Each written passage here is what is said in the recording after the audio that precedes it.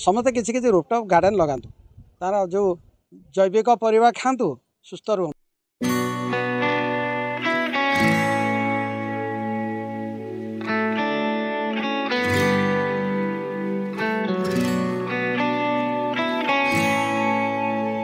दर्शक बंधु आपण को आम गोटे नुआ जिनस देखापी जाऊँ पुरी भाया क्लाइमेट रे एवं तापुणी गरम दिने गोटे रूफटॉप गार्डन रे फली अंगूर कथाटा आश्चर्य लगुले भी सत आम सहित अच्छा आम जहाँ को बासभवन अच्छु श्रीवत्स कुमार दास सहित सीधा सड़क कथा हाँ केमी यह संभव हो पारा।